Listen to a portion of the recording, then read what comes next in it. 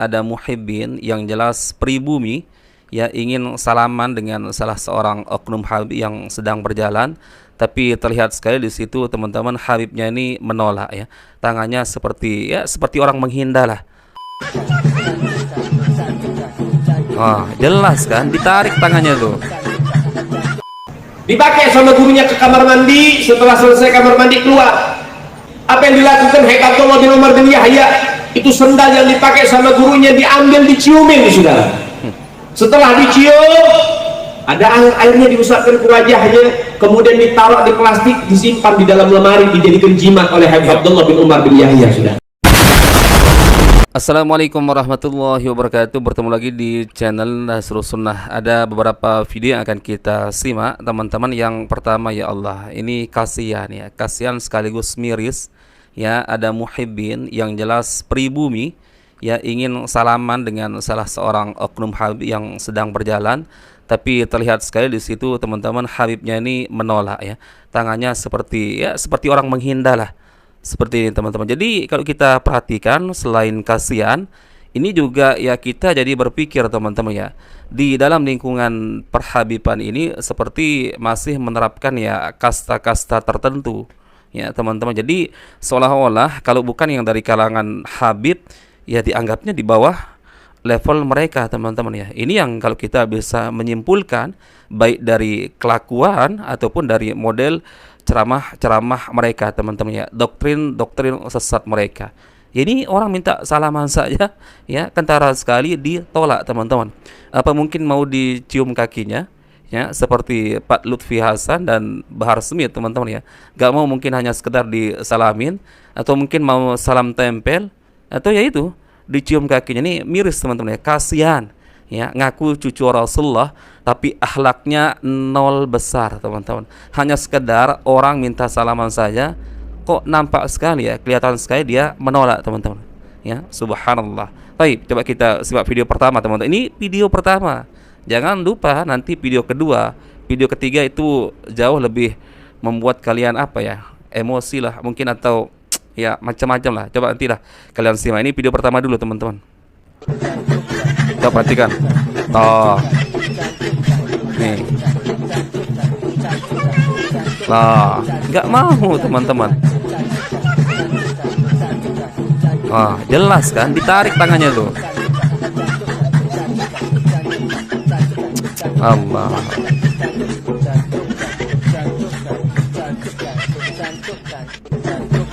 Coba sekali lagi teman-teman, kita lihat ya, kelihatan sekali kan kayak diginiin tangan itu, ditarik gitu. Coba perhatikan. Begitu kan. Lagi. Sambil senyum-senyum tuh.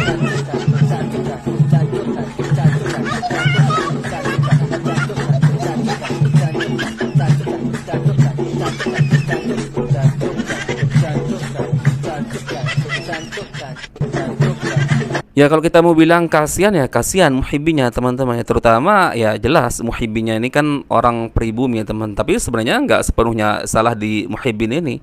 Wong niatnya cuman salaman kan teman-teman ya.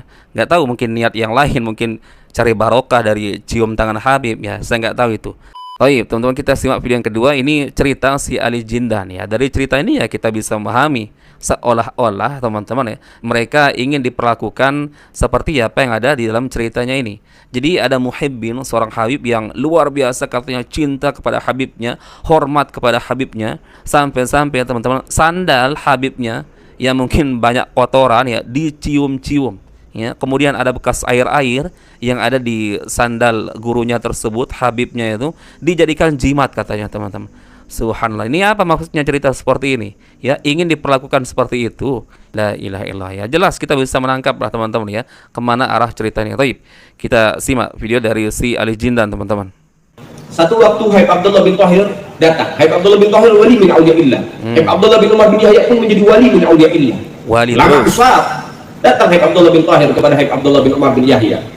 Ketika sampai di rumahnya, Habib Abdullah bin Umar bin Yahya bilang, "Abdullah, siapkan sendal, saya pengen masuk kamar mandi, pengen numpang kamar mandi." Disiapkan sama Habib Abdullah bin Umar bin Yahya. Buat gurunya dikasih sendal yang paling baik, dikasih sendal yang paling bagus buat gurunya, dikasih.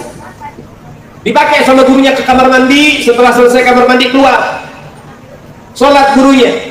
Apa yang dilakukan Haik Abdullah bin Umar bin Yahya, itu sendal yang dipakai sama gurunya diambil, diciumin, saudara. Setelah dicium, ada airnya diusapkan ke wajahnya, kemudian ditaruh di plastik, disimpan di dalam lemari, dijadikan jimat oleh Haik Abdullah bin Umar bin Yahya, saudara. Toh teman-teman ya, kalian bisa tangkap lah apa maksud dari cerita ini.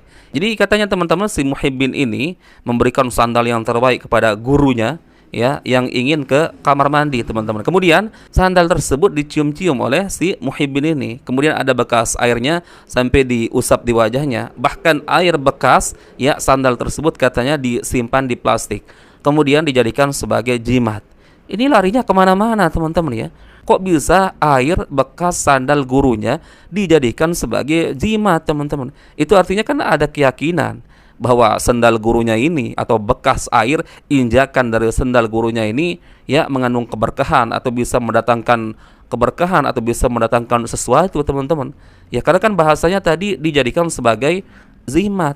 Ini doktrin teman-teman ya, karena memang dia kepingin seperti ini diperlakukan juga seperti cerita ini teman-teman. Ya kalaupun ada cerita seperti ini teman-teman ya, cerita ini paling dari kalangan mereka saja. Coba sebutkan ya para ulama yang jauh lebih alim, yang jauh lebih masyhur teman-teman ya. Ada nggak kalian temukan ya satu kisah ya dari murid-muridnya ulama-ulama tersebut teman-teman ya, sampai mencium ya sendal gurunya, sampai bekas air yang ada di sendal gurunya tersebut dijadikan sebagai zimat.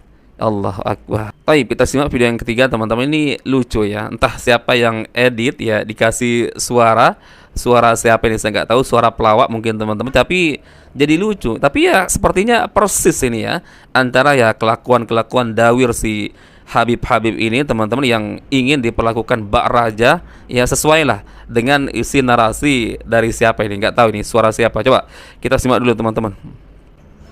Lu lagi kan gue udah bilangin gue agak punya duit, masih aja lu kemari. Lu punya duit juga lupa lu sama gua. Kemari mulu lu. Kalau mau makan sono di belakang sono, no, di gerobogan no, nasi no, tinggal nyentong doang no. Ini memang videonya sudah seperti ini teman-teman, nggak tahu siapa yang edit ini. Kok saya berpikirnya kok ini pas banget ya dengan suara lucu ini. Mungkin suaranya Pok Nori kalau nggak salah ya.